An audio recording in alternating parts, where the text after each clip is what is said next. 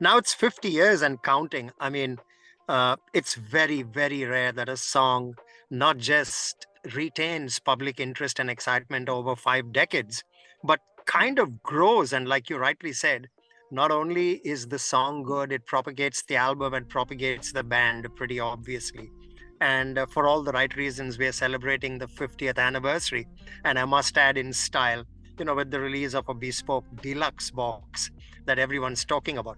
And incidentally, talking about the 2024 remix of the full album by Dweezil Zappa, it's quite coincidental that when the fire took place in Montreux, his father, Frank Zappa, was on stage. Uh, yeah, yeah, yeah, His dad was playing there. The, yeah. the the miracle thing with that was it was the last concert of their season, and we were going to put our equipment in there ready to start working the next day.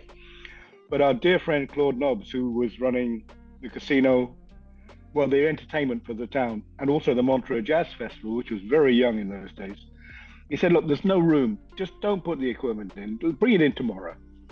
So we said, "Okay, we'll do that." Well, that was a stroke of luck too, because had we put the equipment in, there would have been no recording, no machine head, because the drums would have been burnt. All Zappa's gear got burnt to pieces. We would have had no amps, no nothing. So the fact that Claude said, "No, put it in tomorrow," the luck, you know. Ian, 58 years on the road, man, or thereabouts, Yeah. 55, 56 and counting. Uh, wow. How do you retain your passion, your energy? I'm sure there's, sometimes, and don't allow me to put thoughts in your mind, but, kind of, routine sets in, and you tend to get distracted. How do you retain that passion, that energy? Well, routine, don't put it down as a bad thing. Routine is great as long as it doesn't pertain to the music. The routine of how you travel, where you stay, these are really important because they take a lot of the strain away. Um, I look at it this way. When I was 15 years old, I got my first drum kit. I did it to please me, nobody else. I was in a little local band playing in pubs and clubs, and I just for me. I didn't care that. Audience, no, it's for me. And then when I was 17, I turned professional because somebody seen me and liked what I did. I was still having fun, but now I was getting paid some money to do it. So I thought, well, this is okay. And then, 3 years later than that, or 2 years later than that, I'm in a band that will become Deep Purple. Uh, it's still fun. And the better musicians you get to play with, the more fun you have, because Sure. you learn. It doesn't matter if they're a guitarist or a bass player or an organist. You learn from them. You learn musicality.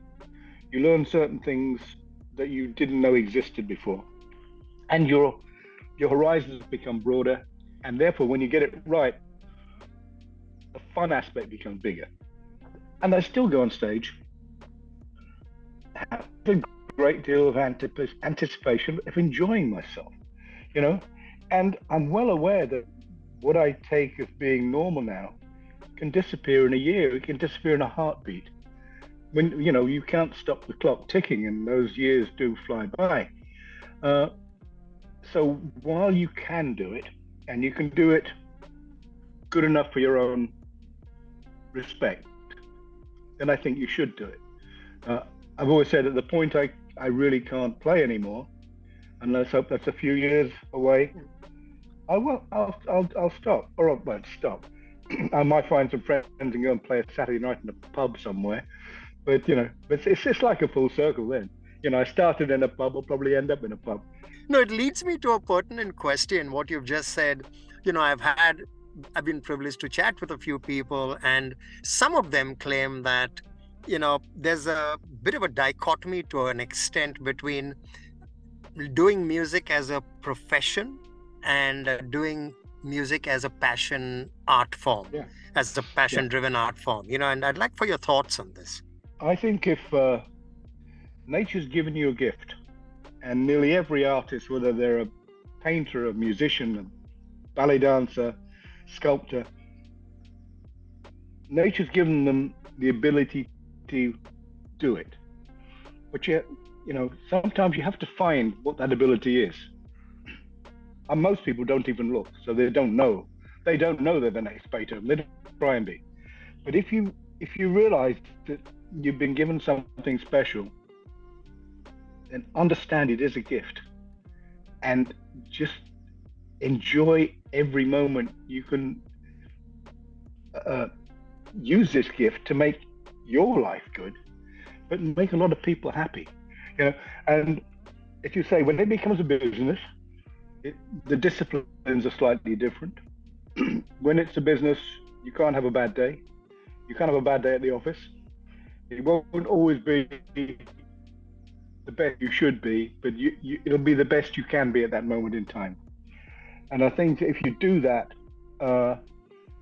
it shows respect for the audience. It shows that you care, that you're trying to be what they hope you are. It's not like going on and going through the motions. That doesn't work. Because if you do that, then short of just taking the money, you really should artistically just give up. You've got to enjoy it, and you have to enjoy the whole thing, not just 2 hours on stage. You can enjoy the process of traveling, sitting on a plane for 10 hours, although that's not very enjoyable. You have to deal with it, because it's all about, if I'm away from home for 3 weeks, I might do 15 shows. So I'm working for 30 hours in 21 days. The rest of it, you have to deal with it, because it's all part of the process of what you have to do for the thing you enjoy doing. If you can't do that, then you drive yourself crazy. Okay, I'm going to ask you a few questions. We're tight on time, and from an audience perspective, there are questions that we often kind of wonder what answers would be to those questions. So, for instance, was there any drummer that that inspired you to be the drummer you are? Not the drummer I am, but there was one who inspired me to be a drummer, and that was a guy from the 30s called Gene Krupa, who was a big band swing drummer. And actually, when I was a kid, I was probably about 11, 12 years old, I saw these old movies, and I didn't want to be a drummer. I just wanted to look like him. He just looked cool, and the arms were flying everywhere, and it was just, you watched him, you watched nobody else. So I love that. And then I would try and work out what it was he was doing, and I got a pair of my mother's old wooden knitting needles, big fat knitting needles, and I used to sit on the sofa of the armchair of the sofa, and I just play between my legs trying to copy what he was doing. And I understood why that hand was doing that and why that hand was doing that. Nobody had to tell me. So that's why I say, when you get a gift from nature, never let it go. If you find something that you immediately tune into, never let it go. I hear you loud and clear, and watching you last year in Bangalore at Bandland. I mean, you and Roger, I mean, my goodness. I mean, just the vibe. Of course, we had, the whole band there and really knocked it out of the park. Which leads me to now a Deep Purple question. I mean, tons of albums starting from 1968. So I don't know if I'm going beyond my brief when asking you, is there a favorite? I know we're celebrating Machine Head, but is there a favorite Deep Purple album? Is there a favorite song from the entire repertoire that kind of comes back to you as? I can answer it this way. There are certain songs on certain records that I'm very proud of. Certain songs, if I never hear them again, it's okay. But the record that I think I am most proud of, this one you can't duplicate, was the Made in Japan live record. Just because it's an amazing musical document of a wonderful young band exploring all the possibilities, who were blessed with some really good musicians. Many bands had one virtuoso, maybe two, one of whom would always be a singer. But we were blessed with many virtuosos. And so the possibilities for us were limitless. We could try anything. Didn't always work, but you try. I'm sure there are some wonderful Picasso drawings where he went, I don't like that, he threw it away. Worth $28 million now. Yeah, I mean, I've spoken with a whole load of people, I mean, all fans of Deep Purple. And what comes across, obviously, is Machine Head as one of the albums that really stand out and endear itself to listeners. Another one, including me, is Stormbringer. I That's a good mean, record. yeah, that is. And as far as songs are concerned, of course, I'm a bit of a ballady person, and Soldier Yeah. of Fortune is right up there. Any songs that kind of, Well, resonate deeper with you? yeah. Well, when we did the Machine Head record, we did do a ballad. We did a great song called "When a Blind Man Cries," That's which right. I thought should have been on the record. I would have taken Never Before and put that one there because I think it was a stronger song. But Richie, we'd just done the orchestral thing with John, the group and orchestra thing, and a lot of people were getting confused. They thought we were going to turn up with a 90-piece orchestra every day. Well, that wasn't the plan, it was a one-off show. So Richie said, I just want to make a record which is just rock and roll. So we just make it clear in people's minds what we're doing.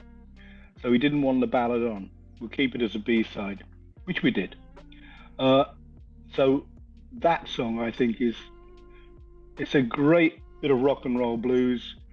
It's a beautiful melody. It's great words. And that should have been on Machine. Same sessions. It should have been on Machine. Okay. We've seen the next generation and the one after really soak the Deep Purple vibe in and inspire. I mean, like I said, Dweezil Zappa, Frank's son, has kind of remixed your album. And then seeing you all on stage last year in India, there was Rick Wakeman's son playing with you all. Yeah. I mean, and, for us who've kind of lived two generations, it's quite crazy. So my question is, and it's my final question, what advice would you give aspiring musicians, including drummers, but broadly, I know your canvas and your overview is quite wonderful. So, I mean, what's, the sharing that you'd like to kind of put across? Just try and be number one you. 175 John Bonham or 157 Ian Paice. Yeah. Fine. We are all an amalgamation of different people that we hear and listen to. You take a little bit from this guy, you take a little bit from this guy, and you put them together and you become you. That's really important. Be number one you, and just realize that you make yourself happy first. You find all the things that make you happy and you play, you'll be happy. Now, it's not a guarantee of success, but you have to stick with it. Don't get taken down a side street by somebody telling you should do something different, because you won't like it. Do what you think is right for you and enjoy it. If something else happens, fantastic. But you'll always have that thing that you're making yourself happy. And stick Never to a it. day at work. Never a day at work, as they say. 94.3 Radio 1.